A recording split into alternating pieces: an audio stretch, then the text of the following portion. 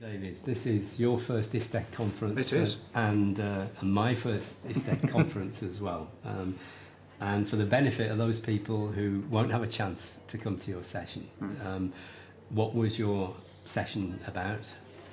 Called The Essential Nature of Creativity, with a play on the word essential, in the sense that I believe creativity to be an essential part of teaching.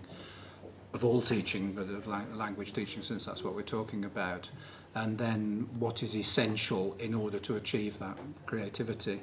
And in doing that, I use a 12-point scheme, which actually came from academia and from industry, about the ways that companies and professionals in the academic world enhance creativity. And I've taken that, it's by a man called Nickerson in a famous book on creativity, a CUP book, which is edited by somebody called Sternberg. And I took those 12 points and looked at how I could apply those to an ELT situation. And it was it's very instructive, because it goes through things like, well, starting off from the basics about, if you want people to be creative, they've got to know why they're doing what they're doing, for example. Otherwise you're not going to get anywhere. And in my experience, an awful lot, particularly kids in state schools, don't really know why they're doing it. They do English because it's on the timetable, in the way that maths or geography is on the timetable. They don't do it because they want to. And almost nobody learns English because they really want to learn English. They learn English because of what they can do with it. So does that mean that part of creativity is for the teacher to do some kind of learner training, or involve the learners in thinking about what they do? And that's a very important part of it, yes. There has to be that sort of metacognitive side, not just about learning in general.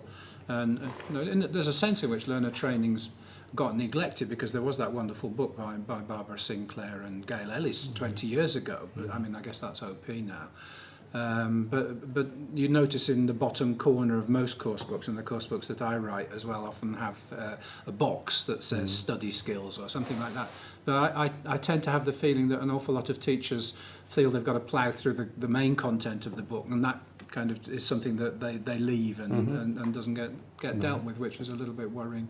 And the other thing is that as you know, I get to see a lot of teachers in schools as part of my work, and watching lessons. If you think of that old PPP way of thinking of a lesson, of starting off with presenting whatever the new language item is, then practicing it in a controlled or structured way, and then going on to production, which is the creative part, where the students are being in the language, or that's what would be my aim. Sadly, in an awful lot of the lessons, I would say 75% of the lessons that I watch, it's PP, and there's no production. And so the students don't get the chance to fail, they don't get the chance to create, and they don't get the chance to be in the language. And those are the things that I think are the essential nature of creativity in language teaching. So do you think these things are being neglected in initial teacher training? I don't know whether they are. You better ask Russell that. He works in that sort of initial teacher training area, which I don't do it very much anymore. So I couldn't really answer that, but it's certainly something that I notice isn't happening as much as I would like to see it in practice. And on ISTEK, how do you feel about the conference? Yeah, there's a good buzz here, certainly. It's an interesting place. Unfortunately, this weather's meant I haven't been able to explore it. I mean, it's an attractive site, obviously, as well. I mean, it's nicely located, and the organisation is very good. And which things are you looking forward to seeing over the next couple of days?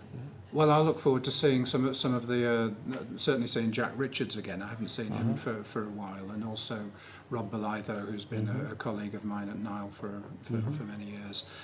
Always gives a good talk, so I shall certainly enjoy looking at those ones. Well, enjoy the conference, David. Thank you very much. All the best. Okay, Thank you. Yeah.